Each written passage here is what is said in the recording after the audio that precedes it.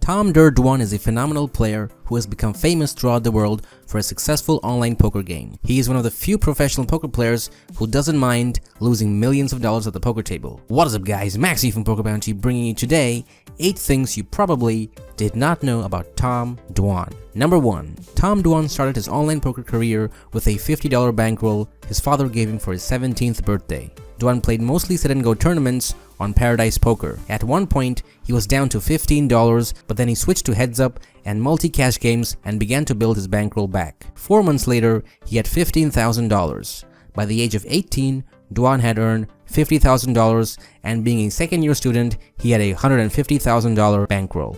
Number 2. Dwan became obsessed with poker before entering the university. He had a university background of an English major at the Boston University, which he dropped out to play poker professionally. Although he deeply desired to compete in live tournaments after trouncing his friends in college, he couldn't play tournaments in the US until he was 21, so he found himself playing a lot of foreign tournaments. Number 3. Dwan's online poker career has been a roller coaster ride. According to reports from Highstakes DB, Tom earned a total of $312,000 in the year 2007 playing on Full Tilt Poker. In 2008, he made a total of $5.4 million.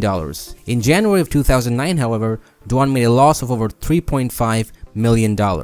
Interestingly, he recovered from this loss again within a period of 6 months. Between October and December of 2009, Tom made the biggest loss in the game at this period.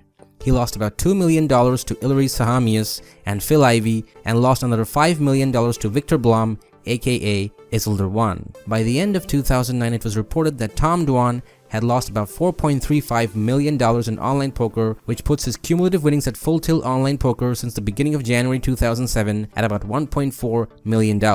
According to Highstakes DB, after Tom stepped down in limits after he lost to Isildur 1, he went ahead to win a total of $2.7 million in the month of September 2009. The report went further to highlight that Tom had been able to recoup more than his losses in 2009 within the first few months in 2010. It was reported that he won a huge $1.6 million within the first 2 weeks of the month of April in 2010. In addition to this, he won another cumulative $7.3 million after the session, where he won a total of $1.6 million from Ilary Sahamias in just 2 hours. By the end of April 2010, Tom had won over $7.3 million at the online game. However, within the next 3 weeks, he had lost another $4 million, which left him a total of $3.3 million by the end of the year. Number 4. Tom had become recognizable in poker circles due to his participation in such well-known shows such as Highstakes Poker. No one at that time had seen a more aggressive and gutsy approach to poker like Tom Dwan. He was an absolute joy to watch, and all the poker players liked him as he gave tremendous action. No wonder Tom Dwan was the biggest winner of Highstakes Poker, even if he played just 2 seasons with a total winning of $1.75 million. This alone shows us the dominance Tom Dwan had at Highstakes Poker. After he left the show, the program rating dropped by almost half. Number 5. At the World Series of Poker 2010, Tom Dwan made several big bets with other players that he would win a bracelet that year. He lost the bet, although the guy hit a prize zone 4 times and took second place in the No Limit Hold'em tournament for $1,500. If he had managed to win the bracelet in 2010, he would have received almost $15 million from the side bets in addition to the trophy and prize money. At the WSOP 2011, Tom Dwan offered a bet on the bracelet again, but there were far fewer people willing to make it.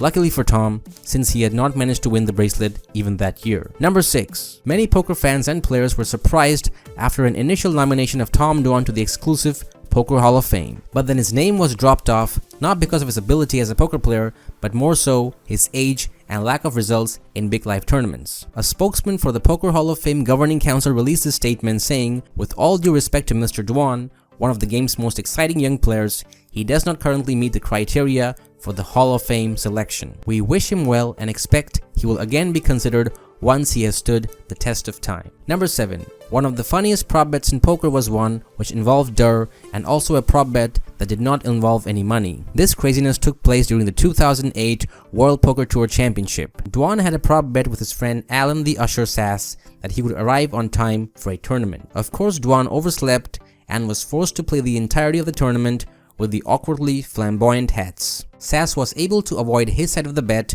which was to play the tournament wearing only one shoe. Dwan wore a variety of hats like the Chiquita Banana Lady head wrap Durr was wearing on day 1, a bowling pin hat, and finally, Dwan managed to go to the final table of the event wearing a pink flamingo hat. Seeing a serious, intense player like Tom Dwan wearing comedic hats was a sight for sore eyes. Number 8. After Tom Dwan began to rarely appear in public, and Dwan's last comment on 2+2 with any substance was in a thread about him playing a huge game in Macau back in 2014, the theories of Dwan's bankruptcy slowly emerged. Thus, for example, in accordance with one of these theories, Tom was taken hostage in Macau, and another theory was he was hiding from rich businessmen who lent him money. There were even some incredible rumors, but none of them has been confirmed. In general, Tom is a very mysterious figure in poker, therefore the rumors are often circulating about this person. One of the most popular and provocative rumors was that Tom Dwan was not straight. There is no evidence of this fact, however. Moreover, in 2018, it became known that Tom has a bride